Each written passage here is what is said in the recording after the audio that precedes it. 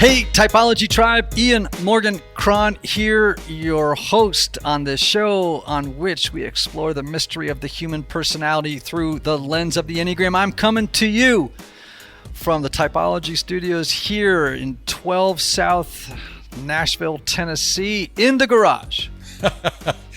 We are coming to you from the new Typology Studios in your garage upstairs, like we've heard all of the podcasts that are succeeding are doing. We actually bought this garage hoping that it would improve the quality of the podcast and attract people who would be impressed. You will go to, there's no links you will not go to make No, this I thing. am not a proud man. I am not. And I'm hanging out here in the studio because guess what? What? Right now I have 8 adult children in my house and 4 dogs. 4 dogs? Yes. I know there's been 3. No, You no. have 2 and there's We have 2. Kale and Marge have a husky. Okay, yeah. I will circle back to the husky in a moment. And of course, Paul and Maddie okay. have a big golden doodle, Indy. I didn't know they right? brought theirs with them. You know, let me just talk to you a minute about huskies. Now, Avalon is a cool dog, so I don't want to, I love her, love Kale and Marge, but I got to tell you something. That dog sheds like it's mad at you. Do you know what I'm saying? It's like, You leave with part of the dog. oh, no, man. You come pet the dog and you leave with part of it. Okay, so the other day, Percy, my little golden doodle, I look over him, he's got this big white thing in his mouth, right? And then, yeah, exactly. And then I realized are you a cat? he has a tennis ball sized thing of hair that he found in a corner somewhere. Was he hacking or? I don't know, man, but I was using the vacuum the other day and it started smoking. I mean, what do you do? That's hilarious. All right, let's talk about this incredible interview with Brett Hagler we got today, because it was he was an an amazing conversation, wasn't it? Yeah. A 3 who is doing his work. Oh my gosh. And listen to this 3 resume, right?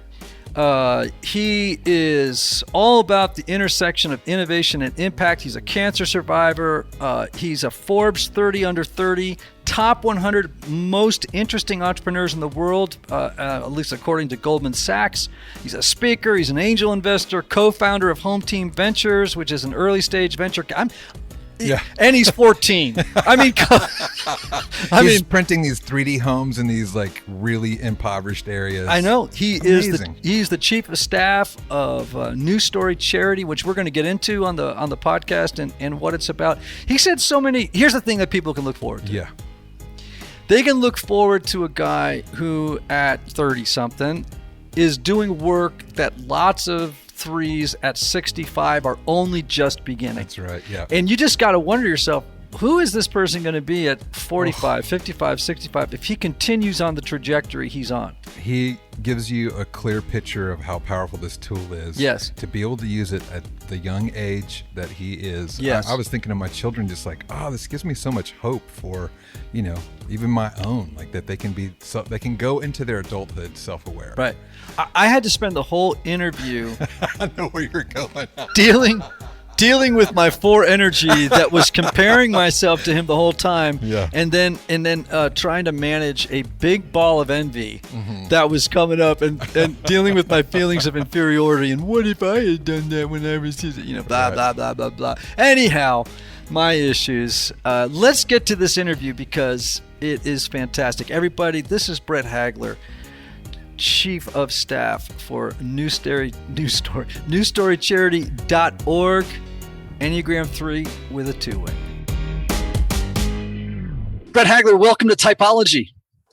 It's a pleasure to be on, man. I've learned a lot from you. Our team's learned a lot, so it's an honor to be here. Well, we're delighted. We shared earlier in the introduction a good bit about who you are, your accomplishments, the things you're passionate about. But I want to hear from your perspective before we jump into Enneagram material. What is New Story? So New Story is, very simply put, we're a nonprofit that works with families that are in extreme poverty that do not have adequate housing. We work with families mainly across Latin America and Haiti. And we're able to team up with them and partner with them for multi-generational housing. And we are called New Story because we're trying to create a new story. Yes, most importantly in the family's lives, but also really a new story in how we think about kind of refreshing and trying to challenge the status quo with a lot of traditional charity methods. So we're trying to bring in new innovations and kind of be more, more into the future with what we're trying to do, and trying to bring these kinds of best practices and innovations to the families that need them most first, when usually the families we work with usually are getting any kind of exciting innovation last. So that's what we work on. Housing, it's a massive problem. Aside from climate change, it's arguably one of the biggest, most expensive problems in the world. And we get to try to make milestone progress in providing families with more housing. That's wonderful. Tell me how you were introduced to the Enneagram. Your book, so your beginner's guide, actually. A couple of our team members got hooked on it and said we should read it as a team. And so the whole team read it before a offsite that we had. This is when New Story was a little smaller. We were about like 15 people, maybe 3 years ago. And we all read it before the offsite. One of my team members, Annie Brannon, did kind of a whole breakdown of the team dynamics. And that was how I got introduced. Was it immediately clear to you that you were a 3 with a 2 wing, or were you sort of torn between any types, or was it like, no, don't even need to read another chapter, that's me? Once I read the content, 3 definitely stuck out more. When I took the test, I was pretty close with a 3 and an 8. But then once I actually read and understood, it was very clear that, I typed myself as a 3.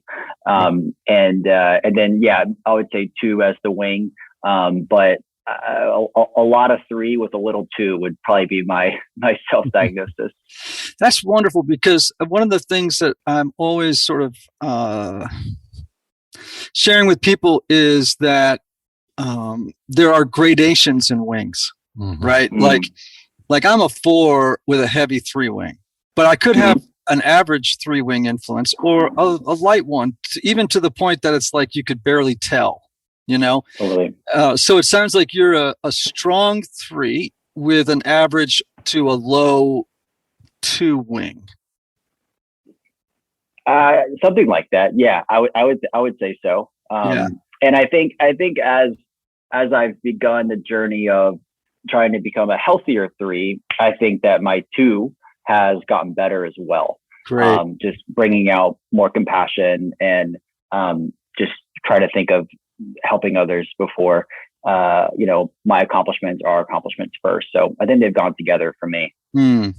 So you actually are raising a really great sort of teaching moment. And that is that people tend to think, I think, of wings as descriptive rather than prescriptive. So in other words, you have 2 wings, right? As I like to say, if a bird has 1 wing, it just flies in circles, right? So you have both wings, and what they offer us is opportunity to grow, right? What we want to do ultimately, as we do spiritual work, as we do emotional, psychological work, is to bring those 2 wings into balance so that they're both kind of flying, correctly, right? And efficiently.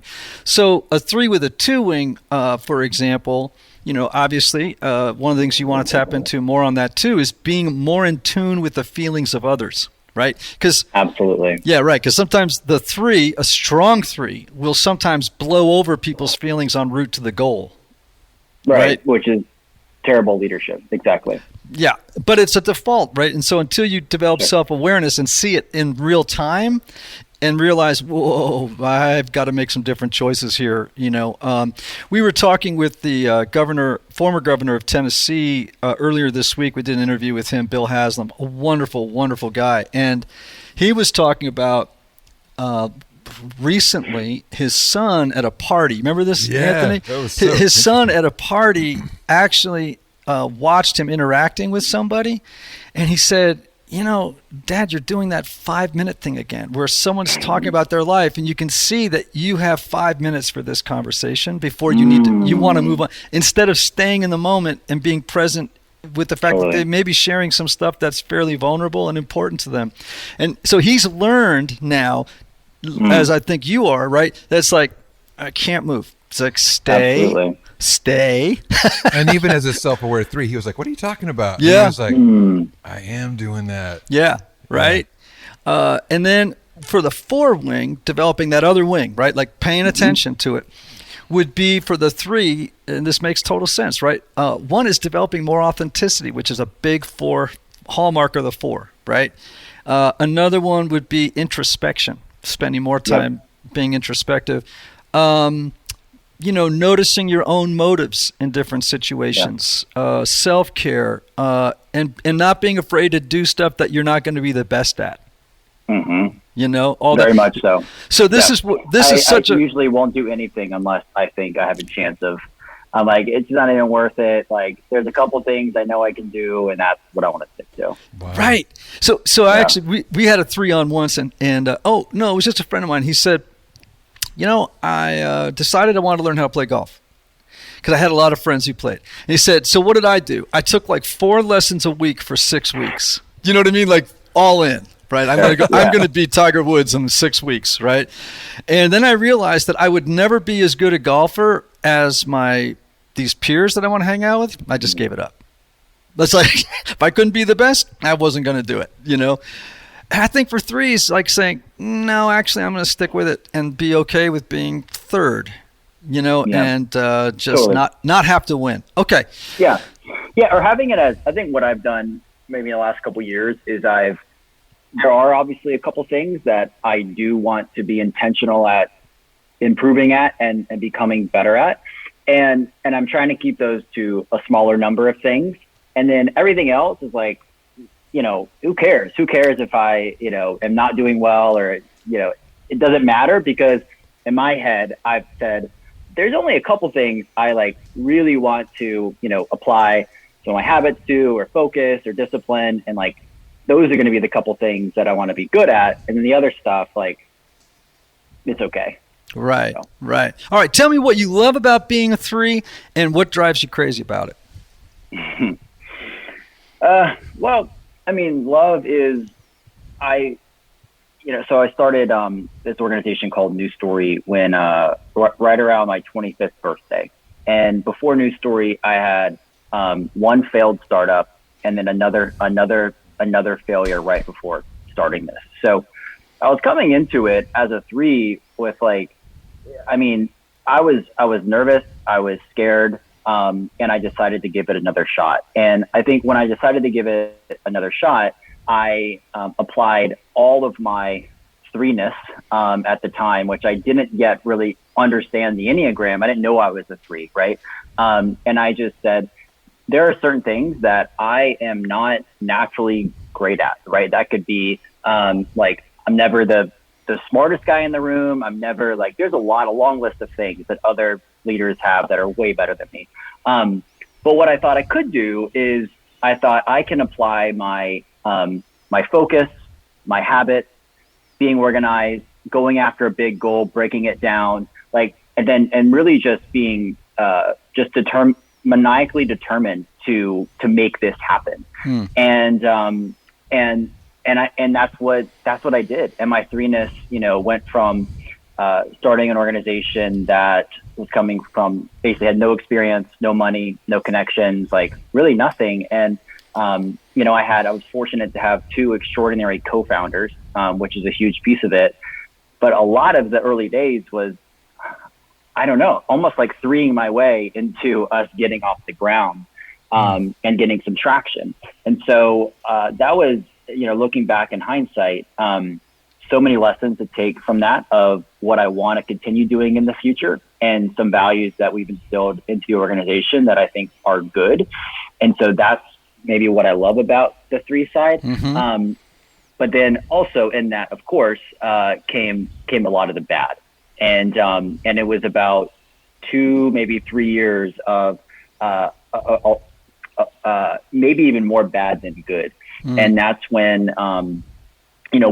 because I was coming off of 2 failures, right? I did not yet understand what something working really looked like, right? Because nothing yet was a quote unquote success yet, right? It was, maybe this guy has potential, he could do something one day, but like nothing was working. So when things started working, then I was like, wow, how do I deal with, like, there are really good outcomes. What am I measuring my worth by? Where am I getting my identity by? If started comparing to others, of course, of wanting to be the fastest growing and wanting to, be better than other, entrepreneurs, and all of this dark side of the 3 started to come in, and I didn't have the self-awareness to really acknowledge it. And so I would say for a couple years as an entrepreneur, I had a blend of some really, really good things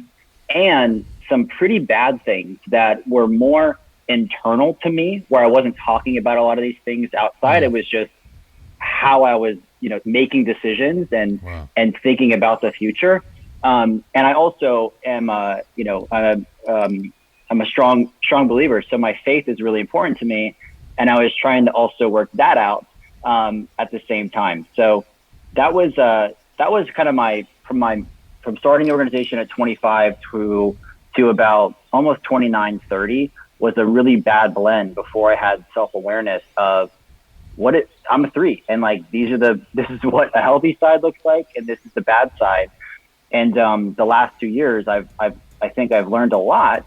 Have a long way to go, but we can get into those. But that was some of the good and the bad. Yeah. Anthony, your kids are grown up, right? They sure are, as well as yours, correct? Absolutely. And I want to tell you now about a product I wish I'd had when my kids were younger. Ooh, tell me.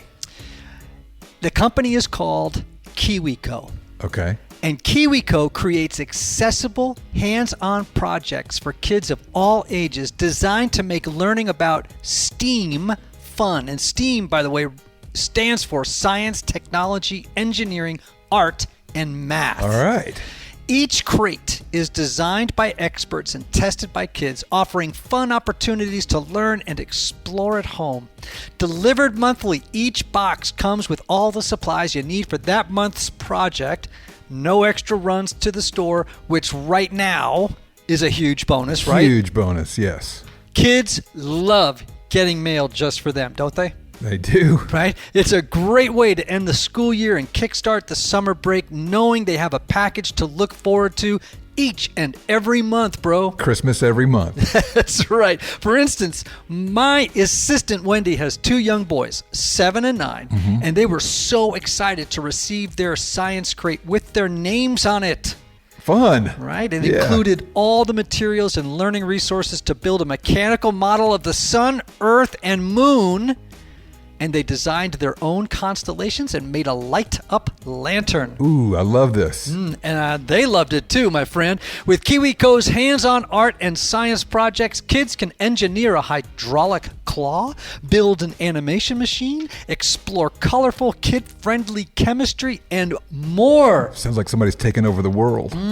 You'll get everything you need to make STEAM seriously fun, delivered to your doorstep. And just for our typology listeners, get your first month free plus free shipping on any crate line with the code typology. That's KiwiCo.com. That's KIWICO.com, and use the promo code typology.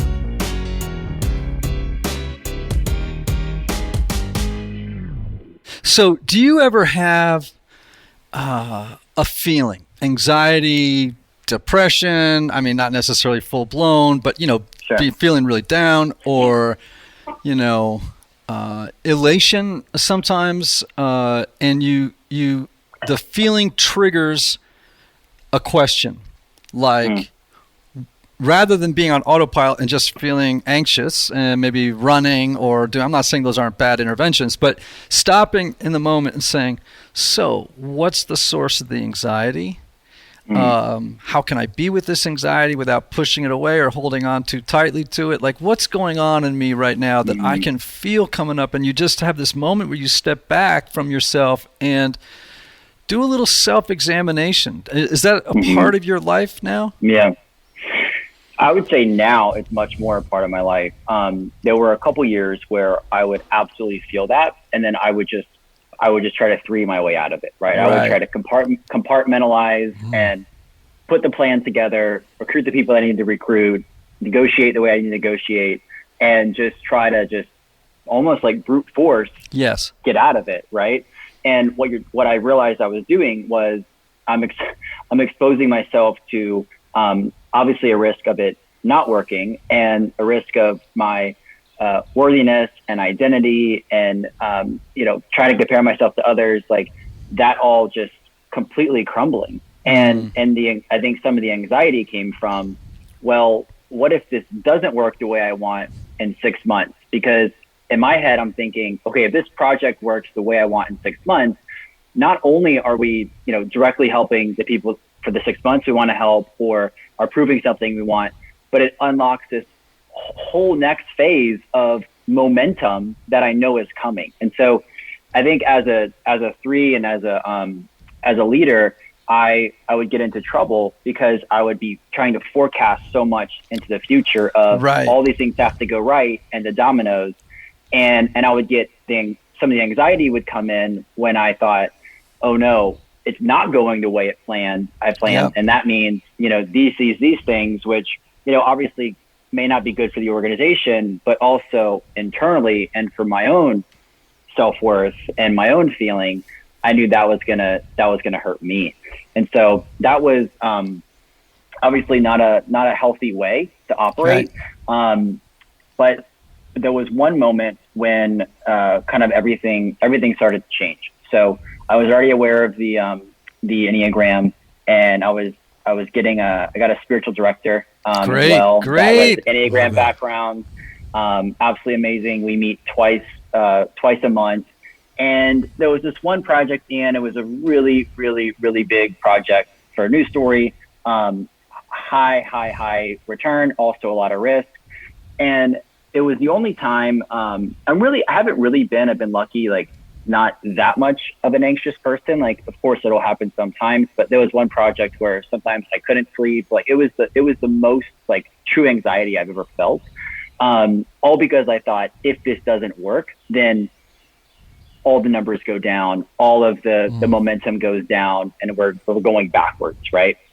And I just had this moment of just kind of writing everything out. I actually took a whole weekend away and faced it head on and just made a list of, okay, if this doesn't work, like what actually happened, that matters. What actually happened that matters for the things that I'm saying I'm prioritizing, which, we can get into that later.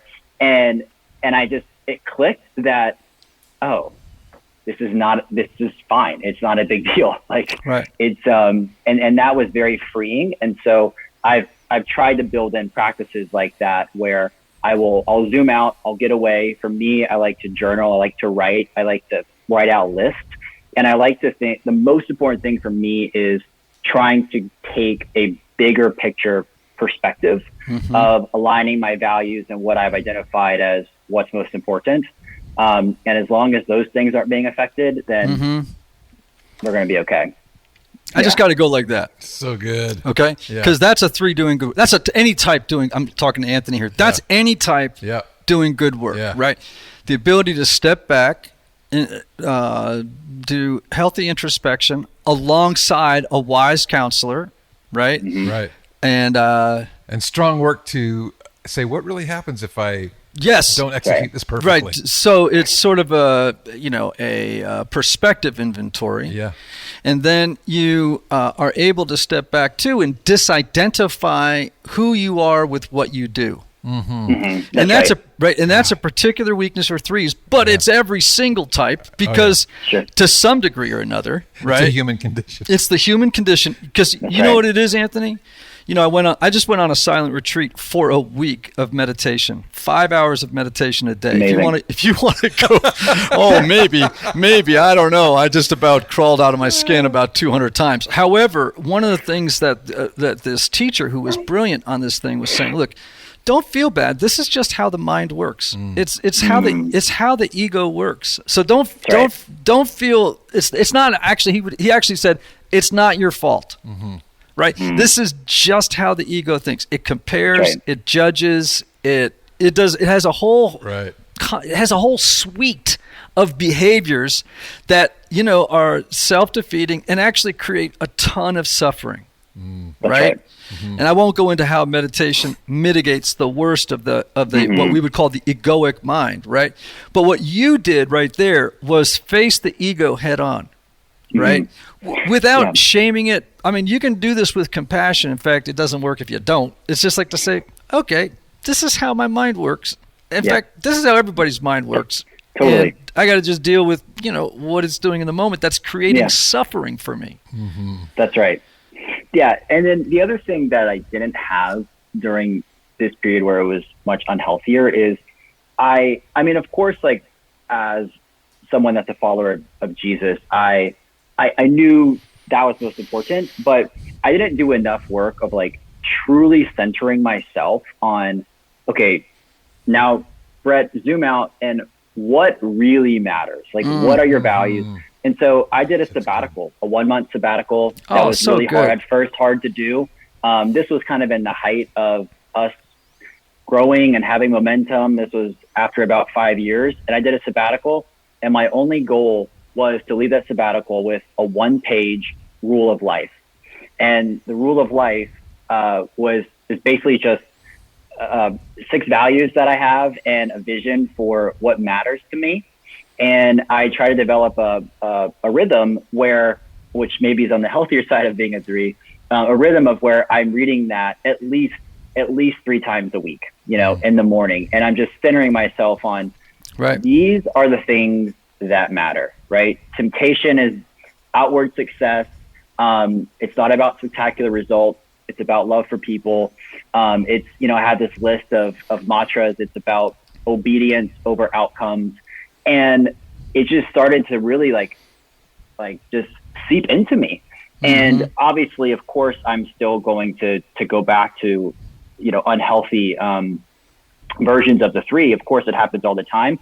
But I feel like at least I have something to come back to that centers me. And I've taken the time to, for me, be with God, get clarity on this, say, okay, is this the thing that's most important to me? And if it is, then I shouldn't be upset or I shouldn't have anxiety if things aren't going the way that I want, if they're not on this piece of paper that matter most to me. So that's been another helpful practice that came a lot of it from self-awareness from the Enneagram.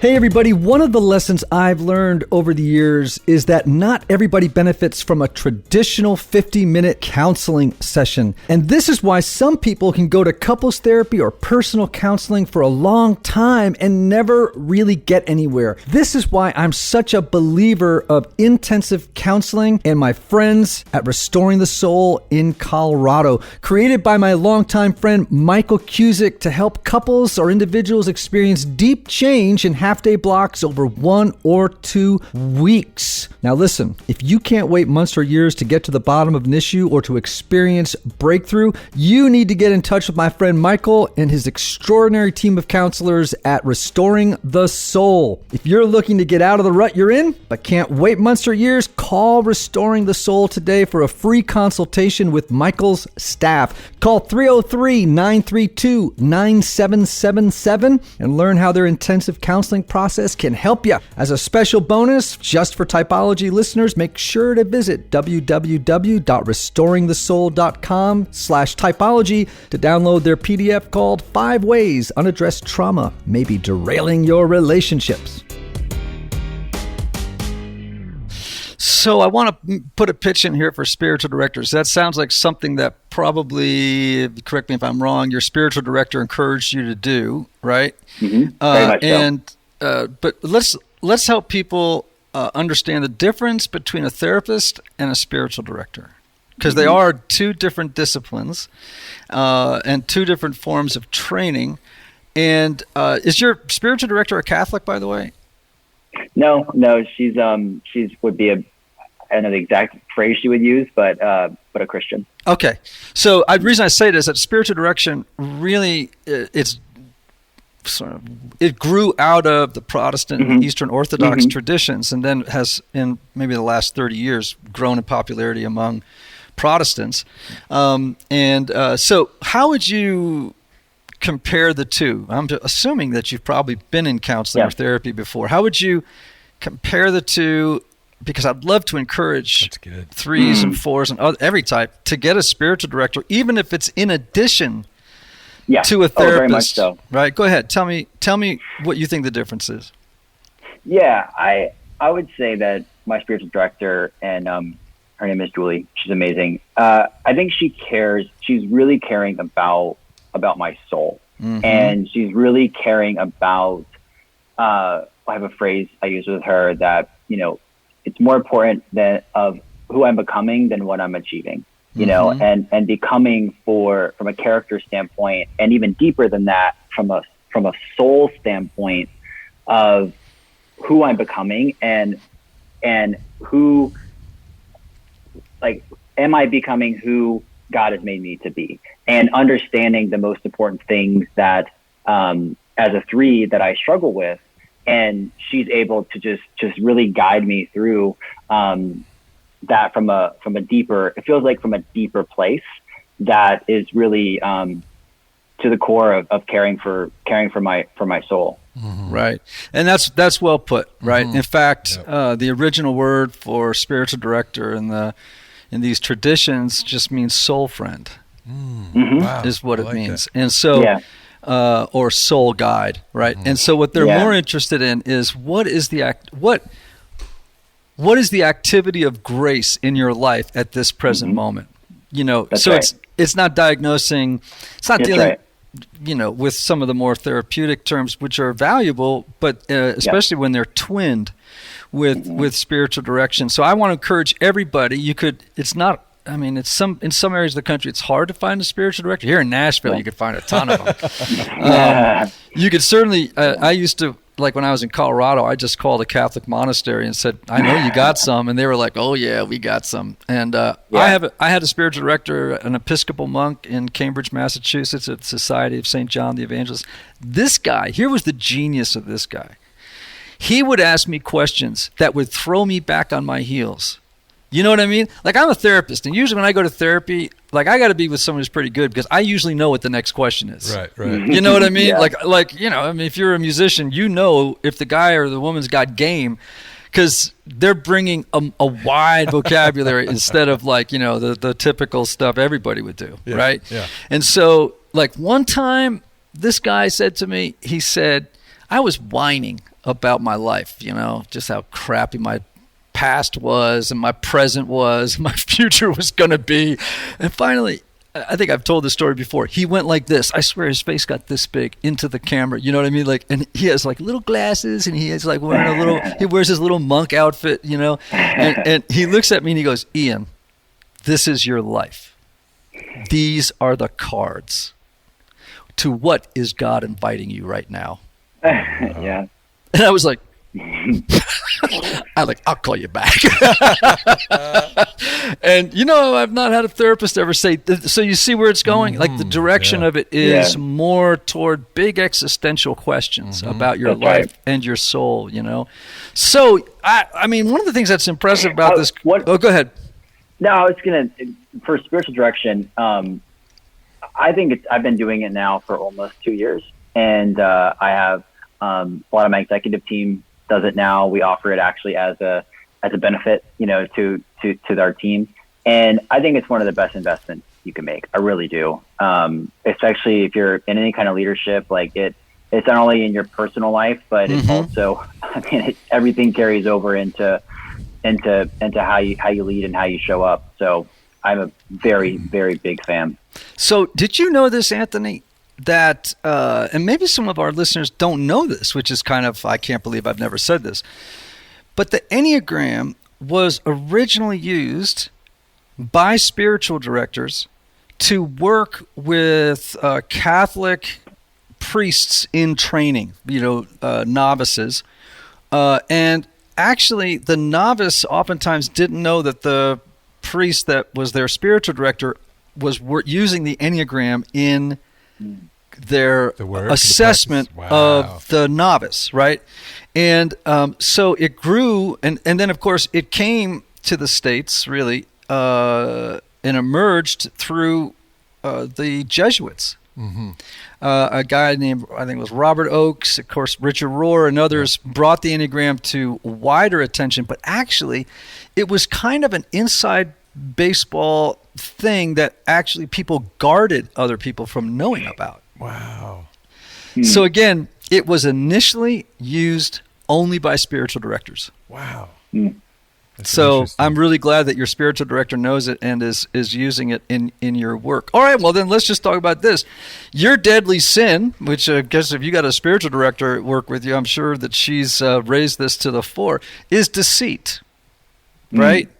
Or which might, sometimes a very unhealthy 3 will deceive others, right, by presenting a persona or a mask with which they've become overly identified, and but usually it's unconscious. You know what I mean? Self-deception. Yeah, right? It's self-deception. Yeah. Like the 3 themselves becomes convinced that they are the person they are presenting to you in the moment, right. And without realizing this is not my authentic self. I'm doing this for other motives, oftentimes which are not awesome. Has your spiritual director worked with you on that? Yeah, she has. I think that she's probably defined it a little different than deceit, but yeah, absolutely. And I think I've tried to set up certain habits to identify when that's happening, but obviously at the same time, a lot of it's unconscious. And so, for me, I think one of the best ways that I've tried to improve there is, I think that the closer I am, and just as a person of faith, like the more I'm abiding over striving, and the more I'm just like, into my good practices, in the Word, being attached to the vine, like that's the thing that if I'm doing, then, and this sounds, kind of cheesy Christian talk, but that is where I'm getting better fruits. And I think I've found myself to be less deceiving, or the mask will come on. And so there's different things I've tried to do, but that has probably been, and it's very basic, but hard. That's been the one thing that has helped me the most. Anthony! Ian! My brother, what if I told you you could get high-quality, organic, and non-GMO groceries delivered to your door for a lot less than you're paying now and help out families in need? Now that's something I'd want to know more about. Well, let me tell you. That's what I'm doing since I discovered Thrive Market. As a proud Thrive Market member, I get the products I love, and my paid membership provides a free membership for one low-income family. That is amazing. Right? And let me tell you this. I have ordered off their website, which, by the way, is very user-friendly.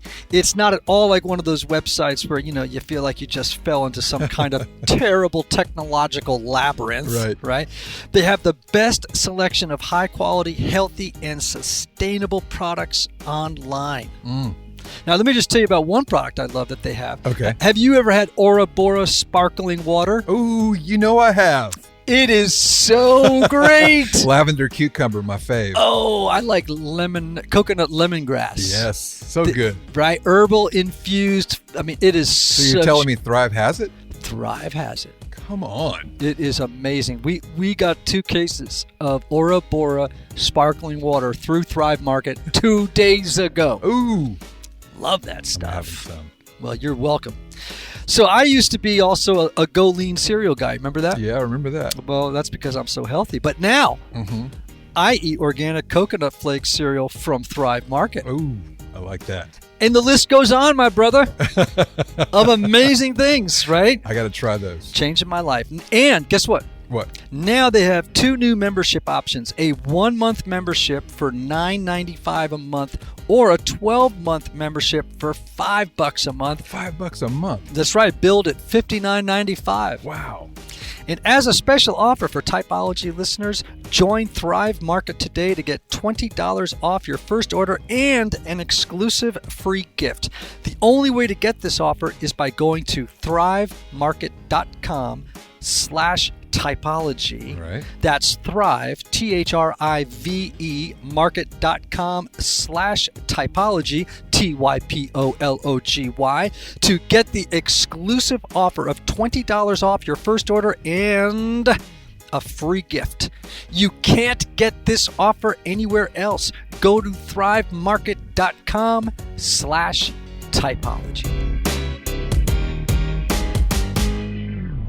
So when I talk about the projected image that threes that I'm not very conscious of, it's like when they're really unconscious, like a 3 at an investment bank, sometimes like they, are in sales or something. They're just changing masks all day long to not only win the admiration of the person they're talking to. Like sometimes a 3 will look in your eyes and you can see the question. And the question they're asking is, how do you like me now? Like it's like, all right, do you admire me? Do you think I'm really the bomb and the best at what I, you know what I mean? Like these, Totally. and it's, again, we can't blame ourselves. It's just the egoic mind doing what it does, right? Within our own type. And, I think what you're describing is a healthy 3 that you're like, okay, I gotta, like I always will sometimes challenge a young 3 that's just beginning to do their work to say, can you be the same person? Can you work consciously to try and be the same person in every interaction and situation that you're in? Just try to be the same person. Right? To not change values to kind of like blend with the other person or to impress the other person. Try not to embellish your credentials. Try not to maybe take credit for work that's not yours. You know what I mean? Like that's young 3 stuff. That's what I love about the practice of coming up with like a compass or a plumb line with those core values.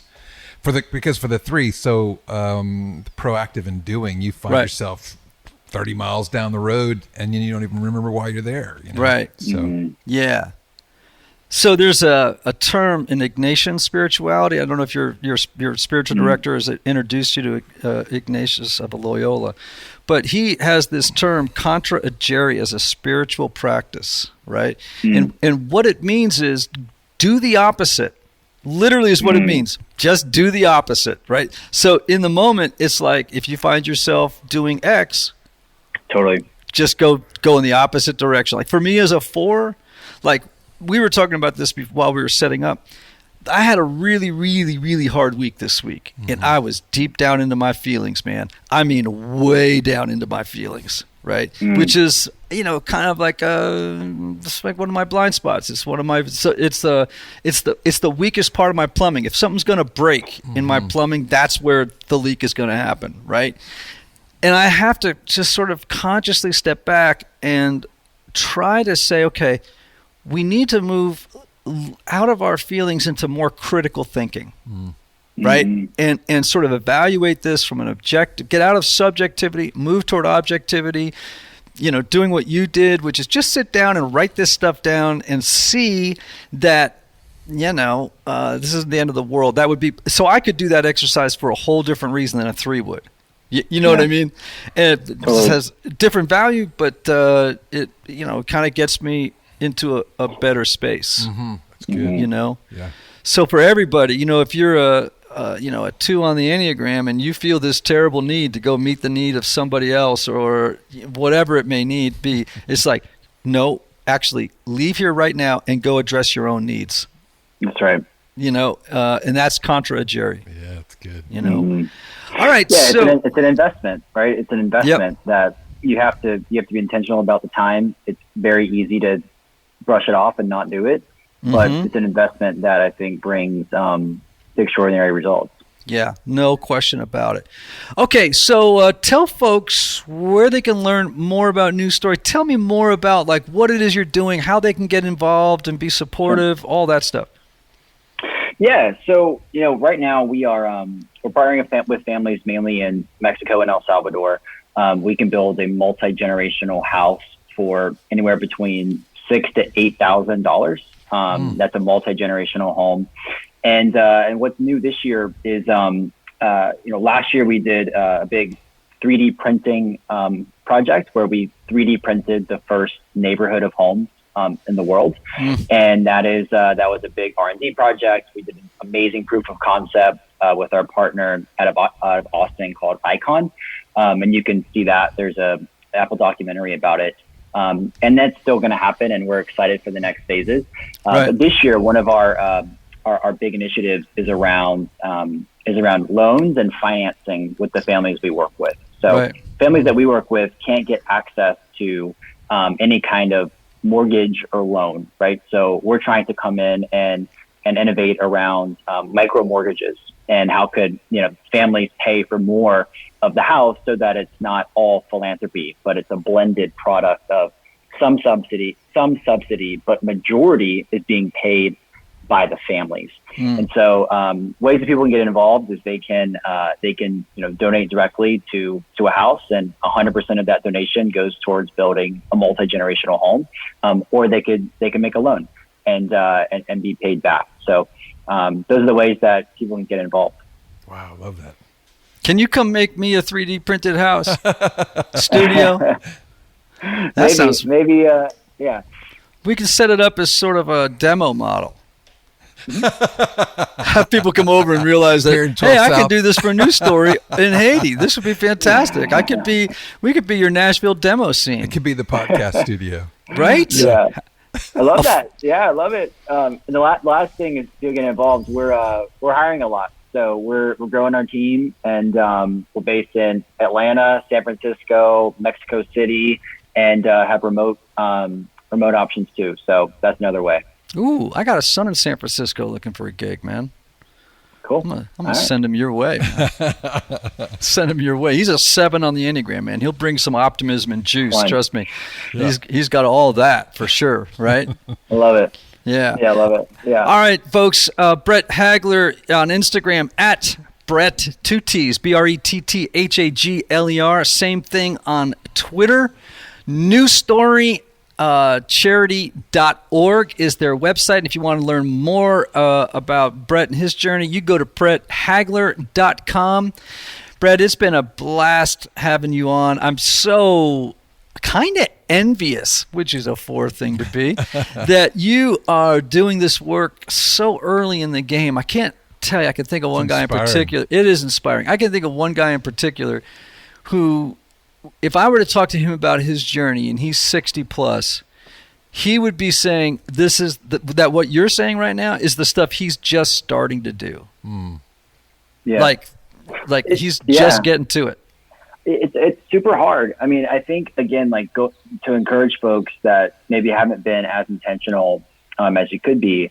I really do think you have to think of it as an investment that is going to bring back just outsized return for the things that matter. Yes. And what I really believed was that if I get this right with a lot of my internal and personal things that are the unhealthy version of a 3, it's going to make me a better friend, a better son, a better boyfriend or husband, and then a better leader, right? Like I know it's going to lead to me being a better leader. And so it's an investment that you need to be intentional about. But the good news is that it's a choice, right? It's a choice that you can make to go away on a weekend or be more intentional about zooming out and doing the work. So it has great returns when you go through it.